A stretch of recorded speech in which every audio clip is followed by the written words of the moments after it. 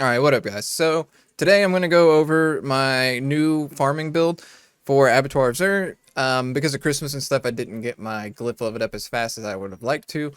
I actually got my oldest son a computer for Christmas though, and I'll put a picture up here.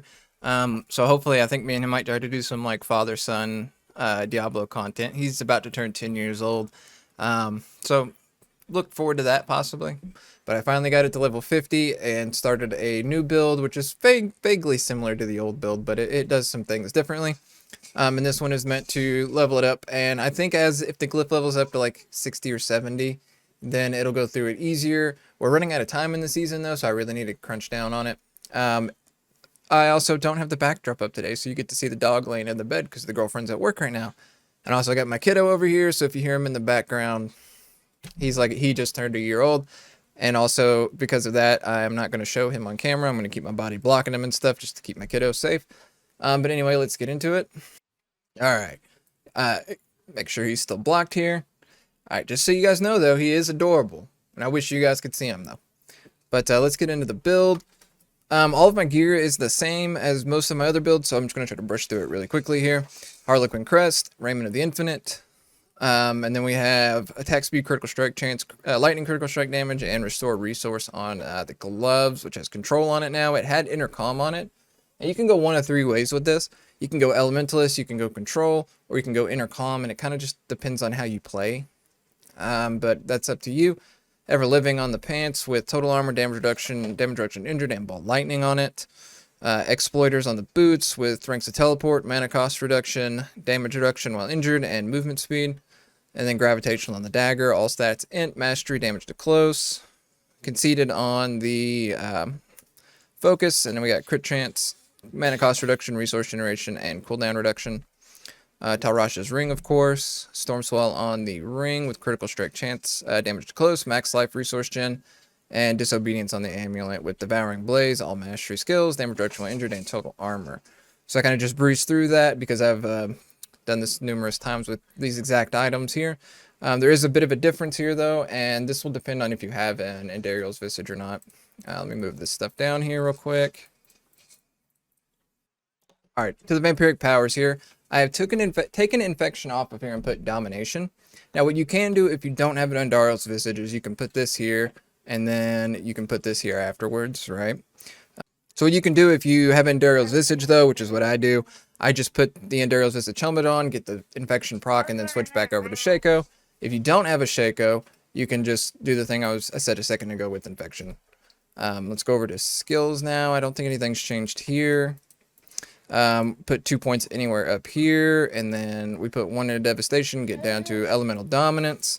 We have 1 into Flame Shield, 1 into Ice Armor, and this now actually serves the purpose of whenever I put Endariel's Visage on, these don't disappear from my taskbar now by putting 1 point into each.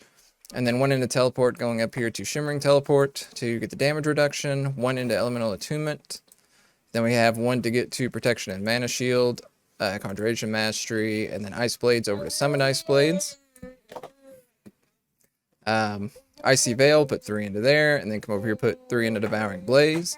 And then we come down here into Wizard's Ball Lightning, putting as many points here as we can, obviously. 1 to get to Invigorating Conduit. If we're doing Frigid Breeze, I still don't know how much this really does for me, so this might go. I'm not quite sure yet, but for now it's there. We got Electrocution, and then we come down here to Prime Unstable Currents from Unstable Currents, but we don't go down to Supreme because it would make the reset go a little bit quicker on the overflowing energy, but I think it's okay. And then we do the thing with snapshotting between these two, overflowing energy and Veer's Mastery still, which I'll show you guys how to do snapshotting at the end of this video. Then I can do, can't I make this like full screen? Yeah, look at that.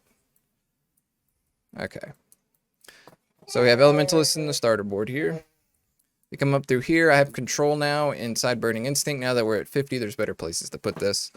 But we just have control here, and we also still grab the damage reduction and stuff because this damage reduction from burning enemies kind of feels like it hurts a little bit because 10% damage reduction gone is insane. This is where like a lot of my thought process was like, I don't know what I want to do here, but it seems to work the way it is. So we have control in here. We have reinforcement in Enchantment Master. This is, I don't remember if I'd said it, but this is Burning Instinct. I come up here, we still have Adept in here, grabbing Frigid Fate. Come over here.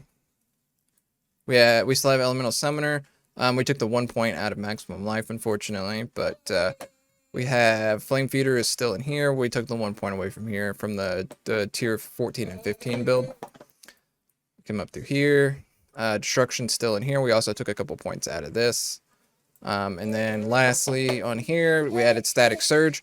This is the best board as far as like, I don't like that Tears of Blood is boosting this and it's completely useless. This isn't super useless, but I don't know.